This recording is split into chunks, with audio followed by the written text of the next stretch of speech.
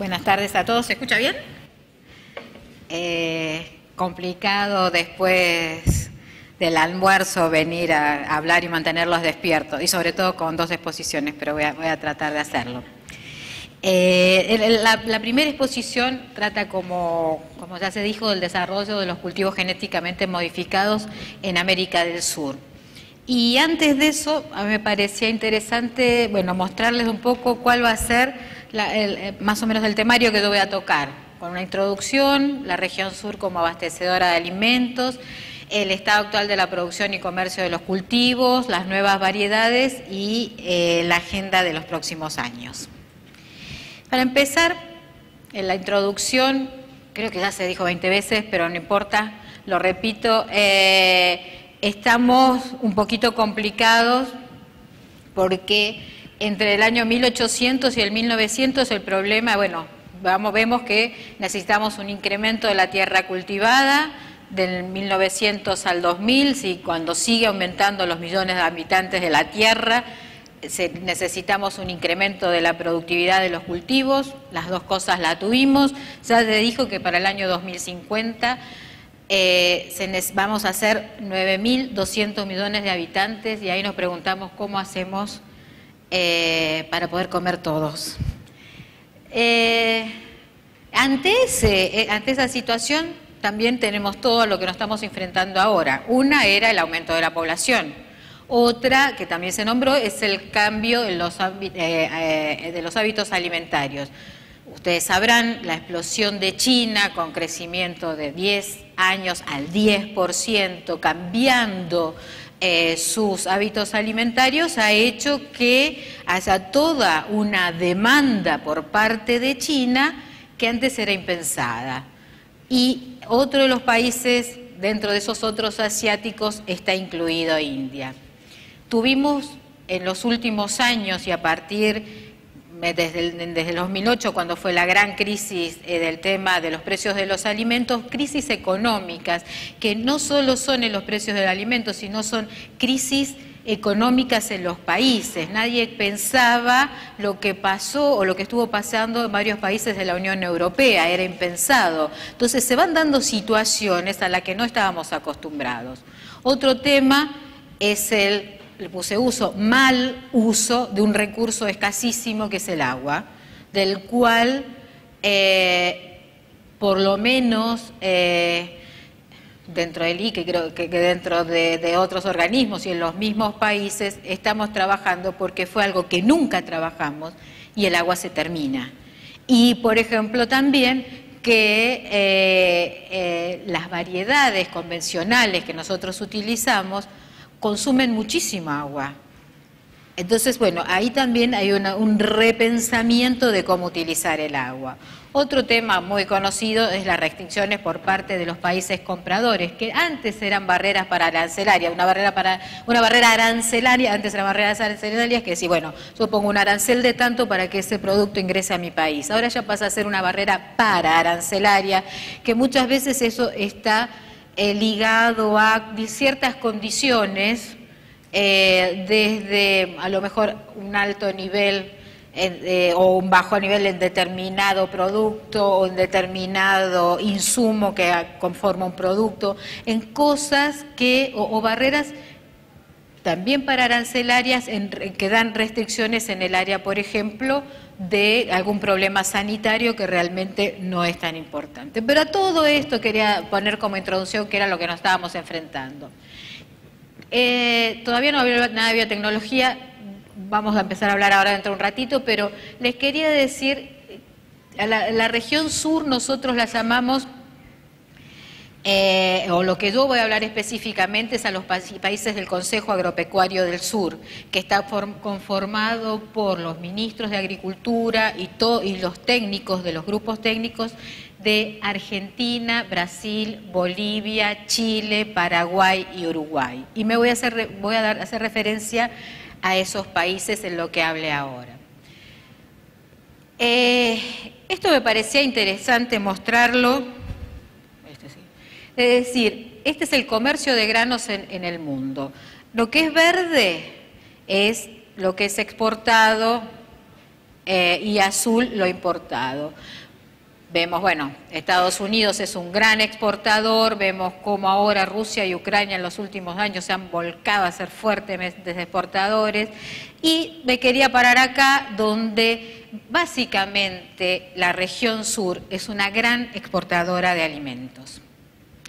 Y para hacer esto y para demostrarlo un poco más, para los que ya me conocen siempre muestro esto, aunque lo voy actualizando año a año, es decir, para hacer un cálculo de la importancia que tienen estos países de la región sur dentro del contexto mundial.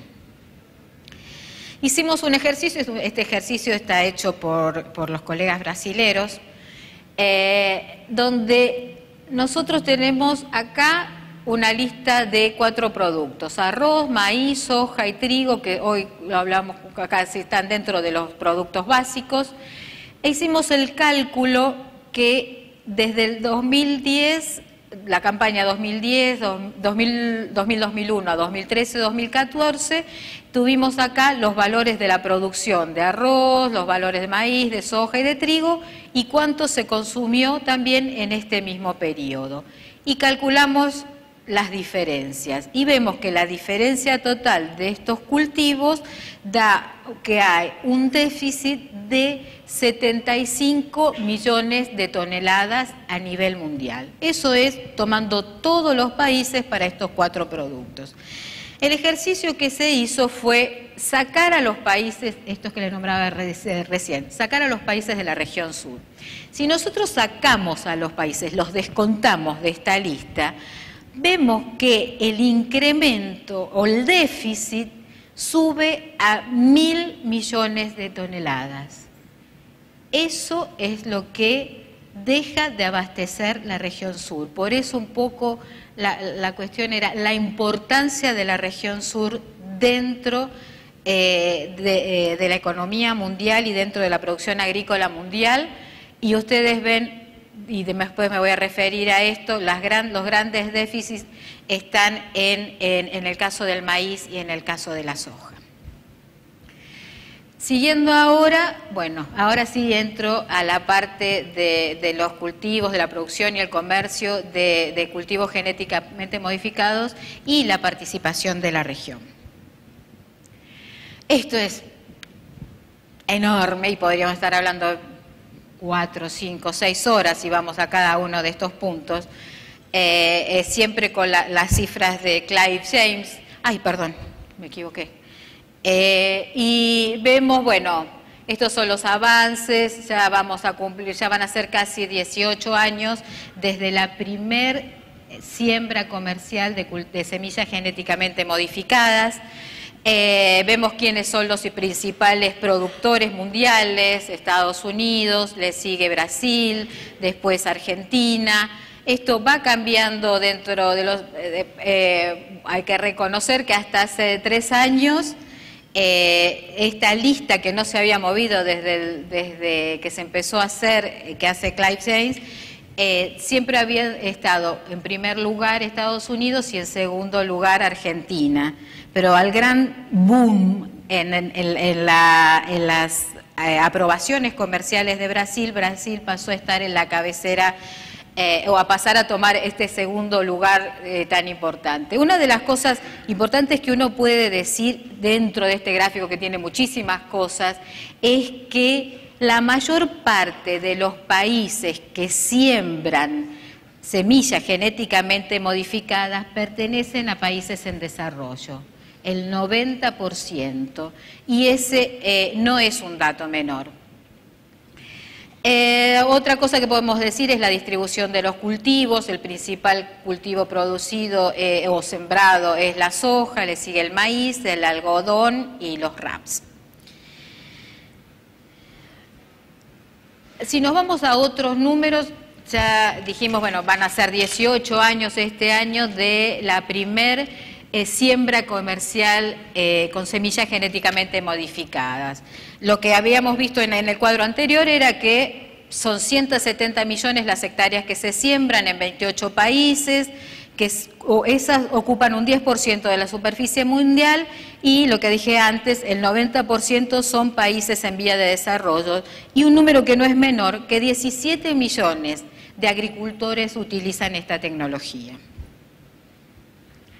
Otros números más, de las 170 millones de hectáreas de las que hablamos, el 50 corresponde a soja, el 32 a maíz, el 14 a algodón y el 5 a raps o a canola. Sobre la adopción, ya se los comenté, la mayor parte es de soja, maíz, algodón y canola. Los principales rasgos incorporados, ustedes saben que el rasgo, que la utilización, la semilla, qué característica tiene, el principal rasgo incorporado hasta este momento y el más utilizado son los que corresponden a tolerancia de herbicidas, especialmente los casos, el famoso caso de la soja, en el maíz, el algodón, los raps, le sigue la resistencia a insectos y lo que desde hace varios años es lo que más se está dando es la utilización de cultivos apilados o stacks.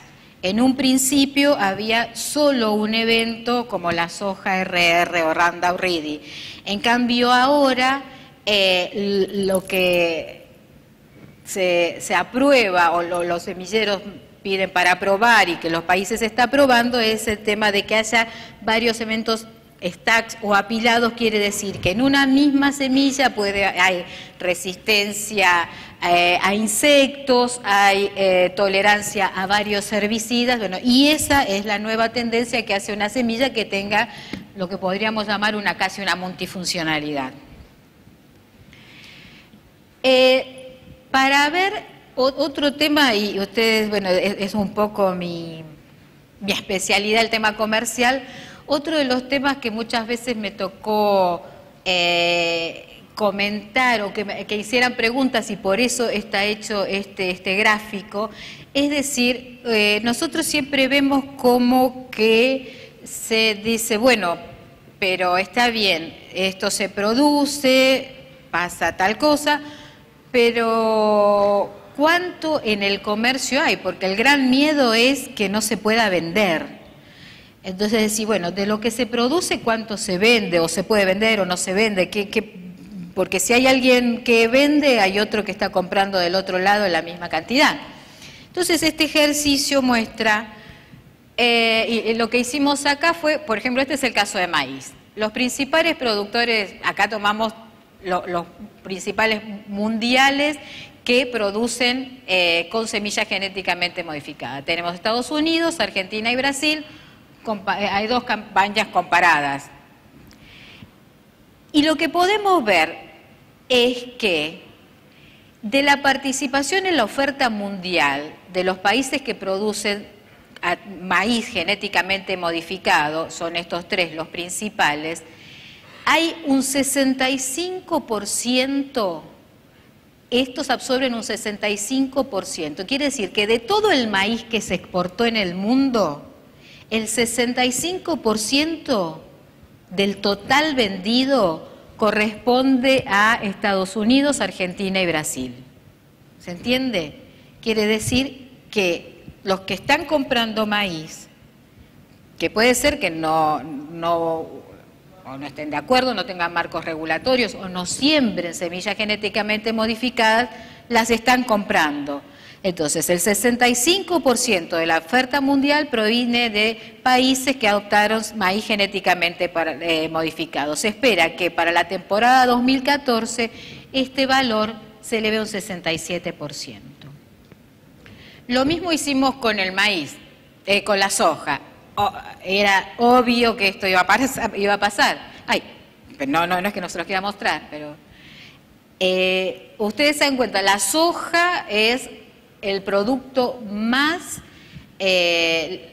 sembrado con las características de semilla genéticamente modificada.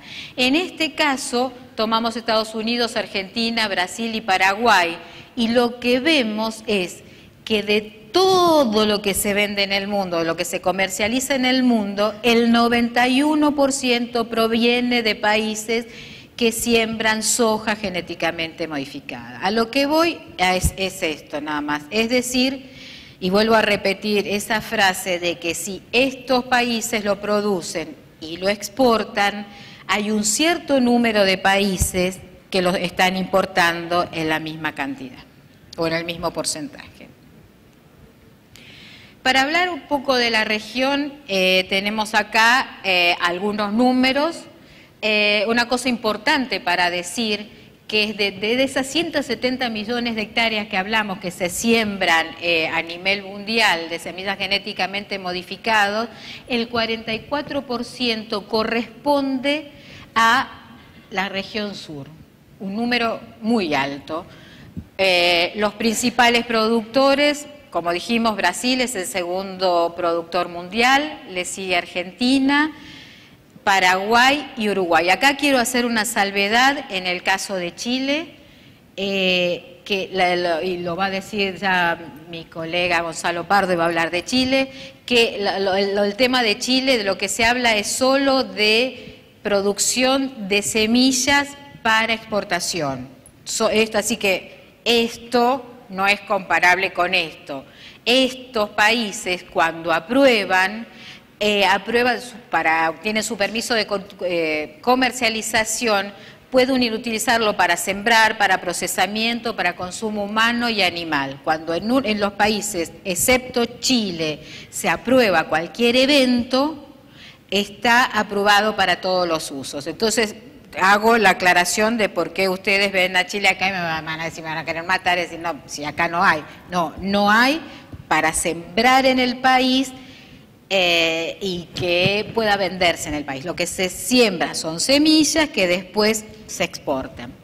Pero lo más importante era mostrarles la importancia de la región como productora de cultivos genéticamente modificados. Una cosa muy importante es decir, esto no es algo que a un señor de un semillero se le ocurrió y vino y lo escribió y la semilla queda aprobada.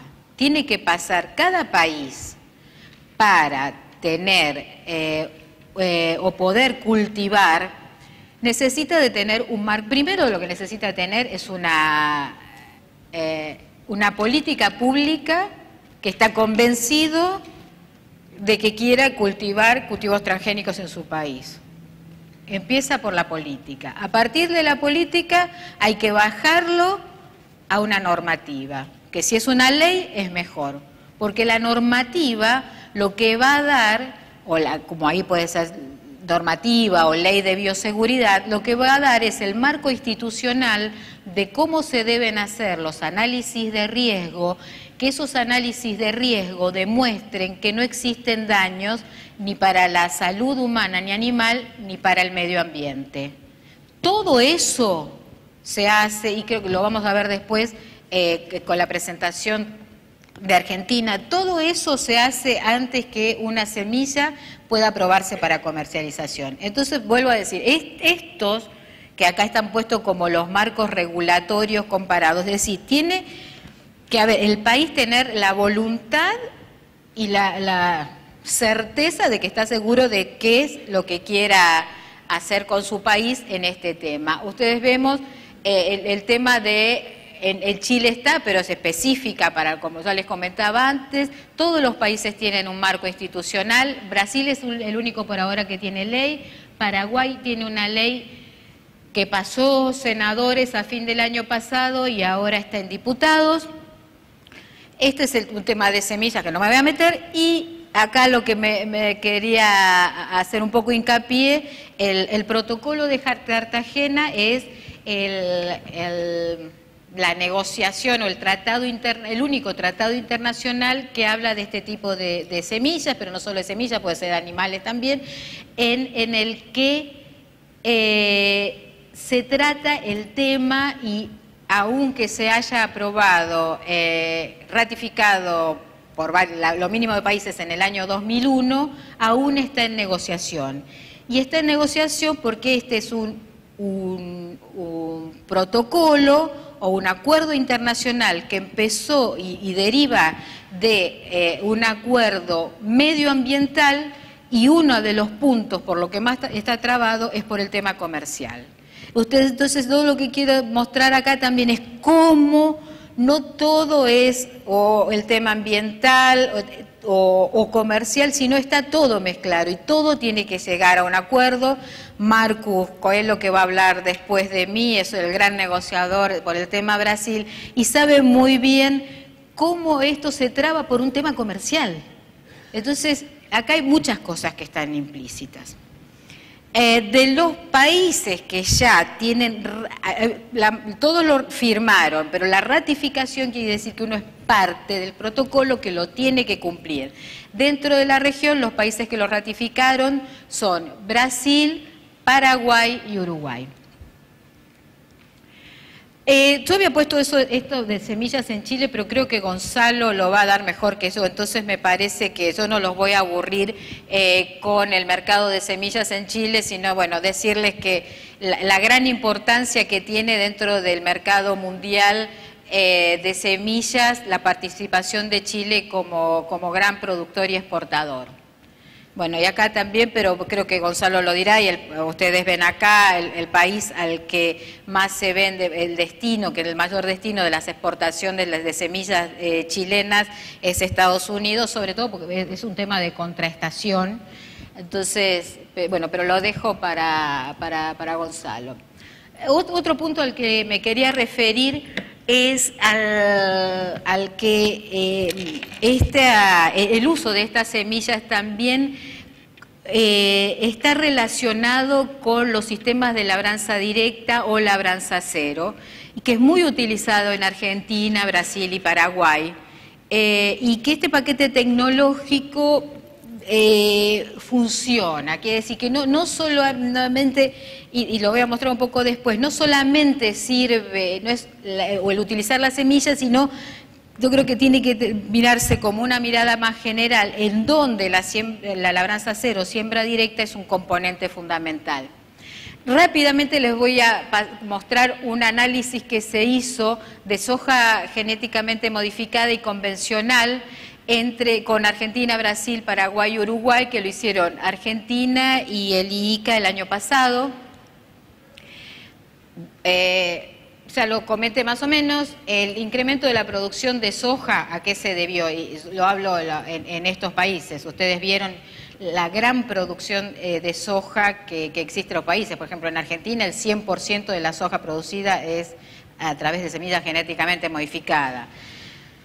¿Qué hizo cuáles fueron los factores? Incorporación de nuevas áreas de cultivo, disponibilidad de la semilla, existencia de marcos regulatorios, que era lo que nombraba antes, los marcos regulatorios de bioseguridad, e interés de los agricultores, porque puede ser que uno tenga la aprobación, tenga una semilla aprobada, pero si al agricultor no le interesa, no lo va a utilizar, acá no es obligatorio. Lo que decía antes, la complementación de la tecnología con la siembra directa, el uso de biocidas, la utilización, esto ha convertido que, por ejemplo, se constituye en grandes exportadores mundiales, como veíamos antes, los países de la región. Y la evidencia que se ve es que este paquete tecnológico redujo el impacto ambiental como consecuencia de menos labores del suelo y la disminución del uso de herbicidas. Todo no pude estar a la mañana hoy, entonces escuché solo el debate que se dio hoy, entonces creo que acá voy a poner un ingrediente más, que si se usa más, que si usa menos, que porque esto, yo lo que puedo llegar a decir, si quieren antes de que me lo pregunten, o por lo menos cuál es mi punto de vista, es en el caso de la soja, obviamente que sí, y hasta hubo un abuso, a lo mejor en algunas personas, de utilizar demasiado glifosato, pero sí que el glifosato lo que produjo, bueno, esto es mi percepción personal, no es tan contaminante, se hacen menos pasadas, entonces ahí, por eso el tema de la disminución, y obviamente en el caso del maíz es obvio, porque si es... la planta actúa como actúa directamente como un insecticida natural. esto ya más o menos lo dije, que es un poco el resumen del trabajo, es decir, que no se toma la soja per se, sino con todo el paquete tecnológico. Y es decir, que todo esto y el avance en las tecnologías, que es lo que vamos a ver en un ratito, va a permitir también, no solo, porque hoy todo lo que se produce, que específicamente soja, maíz y algodón son los tres grandes cultivos, el beneficio lo tiene el productor.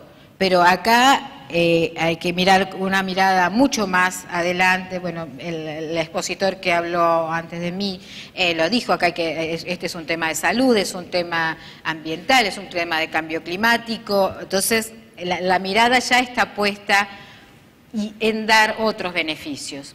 Nuevas variedades, lo digo rápido, un poco esto era lo que les decía antes. Estamos todavía en esta ola 1 que hace como 10 años que casi no podemos salir, pero vamos avanzando de a poco, donde vemos eventos con tolerancia a insecticidas y herbicidas, que es lo que se está usando ahora.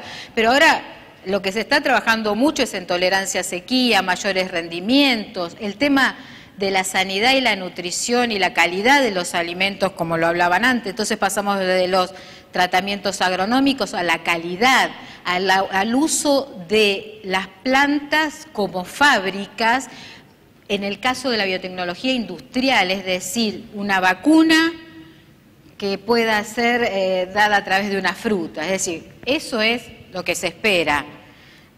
Creo que el 2020 nos quedamos cortos, me parece que falta un poco. Se está trabajando mucho en esto y yo creo que ya dentro de poco van a salir, y es decir, hay mucho interés en empezar a trabajar el tema del cambio climático. Pongo esto como, creo que como un orgullo de todos, lo de la región, que es el primer evento, y ya creo que lo va a decir Marcus, el primer evento que no viene de una transnacional, y que es el poroto o frijol o feijão resistente al geminivirus, es decir, que es al mosaico dorado, que causa estas pérdidas anuales por año, y donde ahí también hay un poco que trabajar, que esto no es solo un tema de beneficio de multinacionales, sino también si hay una decisión política, tiene que haber una decisión política en el tema de la investigación y de cada uno de los países de trabajar en problemas nacionales, aunque obvio que no es fácil crear un cultivo genéticamente modificado, crear una semilla, no es fácil porque el mercado a veces es muy reducido. Entonces, pero los nuevos investigadores seguramente lo van a poder hacer y lo van a tener que hacer. Finalmente, la agenda de los próximos años. Creo que lo escuchamos casi toda la mañana, podemos decir, lo escuché de lo que hablaban acá. ¿Cuáles son los temas de los próximos años? El agua en la agricultura es fundamental, nos estamos quedando sin agua. El tema del cambio climático, hay que resolverlo ya. La sustentabilidad de los recursos naturales. El aumento, necesitamos aumentar la producción. Veíamos que en el 2050 vamos a ser no sé cuántas personas más. Necesitamos un aumento de la producción, pero que sea de forma eficiente y resguardando el medio ambiente. Tenemos todo un montón de cosas que hace 5 años, 6 no la teníamos. Entonces, ¿cómo lo hacemos? A mí me parece que uno de los puntos claves es la innovación y la tecnología. De ahí no nos podemos escapar. Yo creo que puede haber otras cosas, pero acá hay que trabajar en esos puntos, y seriamente, seriamente. Y eso creo que va a ser un factor fundamental para el éxito del sector agrícola. Una cosa que también siempre la digo, que la utilización de cultivos genéticamente modificados es solo una herramienta más para el productor. Tenemos la agricultura convencional, la orgánica, los cultivos genéticamente modificados, y esto es decisión de cada productor. Lo que tiene que hacer el gobierno cuando decide tener una política en biotecnología y bioseguridad, lo que hace es dar la herramienta. El productor lo que hace es tomar la decisión de si la utiliza o no, o cuál utiliza. Y finalmente, lo que se habló todo el tiempo, a la oferta de alimentos necesitamos tener una oferta mayor de alimentos a la que se le suma que debe ser en condiciones de sustentabilidad y seguridad ambiental. Y vuelvo a decir, lo hablo como ICA, y, que es uno de los puntos en los que trabaja el instituto, es decir, que solo con el tema, que con la aplicación de herramientas tecnológicas y con políticas públicas que sean adecuadas, vamos a llegar a alcanzar el objetivo de tener alimentos sustentables y seguros ambientalmente y también de calidad. Esa es mi primera presentación.